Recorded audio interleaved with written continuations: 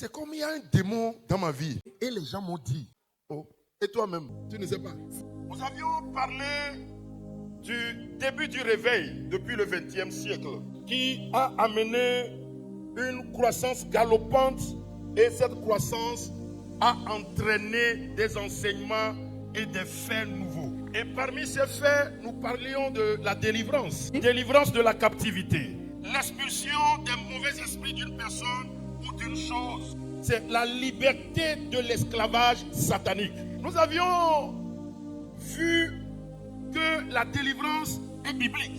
Et nous avions dit, jusqu'à ce que Jésus ne revienne, il aura des délivrances. Puisque les gens seront délivrés. Dieu va toujours faire grâce pour délivrer ceux qui étaient sous l'emprise de l'ennemi. On a vu ce qui peut amener quelqu'un à devenir esclave. Oui. Ce qui peut amener la possession ou la malédiction dans la vie de quelqu'un. Et nous avions lu Deutéronome 28, le verset 15. Et on s'est dit, soit c'est le péché, ou même les liens ancestraux. Ton grand-parent a tissé des liens, a fait des pactes avec les esprits. Et cette malédiction ou ce lien agit sur la génération suivante. Et ces réalités sont évidentes. Nous nous sommes posé une première question. Et on a travaillé ensemble pour donner une réponse claire à cette question. Qui doit-on délivrer? Autrement dit, est-ce qu'un véritable croyant ou chrétien peut-il être possédé par un démon ou être sous le joug de la malédiction? Et ensemble, on s'est dit non. Un chrétien véritable ne peut plus vivre sous l'emprise des démons, sous la malédiction. Et la remarque est là aujourd'hui. Quand on voit le chrétien, on réalise qu'il n'est pas épanoui. Il n'arrive pas à vivre sa foi en autorité. Il y en a qui se cherchent, qui courent de gauche à droite, cherchant la délivrance. Et on s'est dit ces deux choses. Soit tu viens là, mais tu n'as jamais donné ta vie à Jésus. Tu n'as jamais permis à Jésus de contrôler toute ta personne. S'il y a un aspect de ta vie que tu as refusé de laisser sous le contrôle de Dieu, l'ennemi va s'appuyer sur ça pour toujours te dominer et te malmener. Et la deuxième raison, c'est l'ignorance. Nous ignorons notre position en tant que fils de Dieu. Nous ne savons pas quelle autorité Christ nous a revêtis. On est héritier, on est fils du roi, mais on est des esclaves quand on nous voit. Oui. En temps normal, le peuple de Dieu ne doit pas être détruit. Mais malheureusement, Dieu dit, mon peuple est détruit parce qu'il lui manque la connaissance. Bien-aimés en Christ, si nous connaissons la vérité, nous devons être libres dans la vérité. Dis à quelqu'un, si tu es réellement chrétien, il n'y a plus de condamnation sur toi. Moi, je prie pour que cet enseignement soit gravé dans nos cœurs.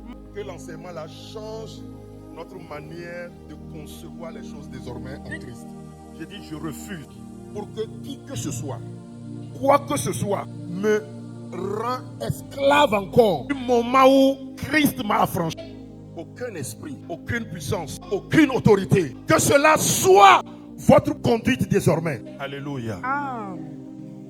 Marc 16, 17. Voici les miracles qui accompagneront ceux qui auront cru. En mon nom, ils chasseront les démons. Ils parleront de nouvelles langues. Ces deux passages nous montrent clairement que celui qui a cru au Seigneur Jésus peut délivrer. Alléluia. Amen. Si tu as cru au Seigneur Jésus, cru là, nous le mettons au sens vrai. Pas dire je crois de la bouche, simplement de la bouche, mais croire réellement. Quand tu crois, tu permets à la personne de venir prendre possession de toi. Quand tu invites Jésus à venir prendre possession de ton corps et tu acceptes de te débarrasser de l'ancien maître, Christ en toi, le pouvoir de délivrer. Demande à quelqu'un, est-ce que tu as cru réellement? Il dit oui. Une chrétienne qui dit, ah pasteur, délivre-moi.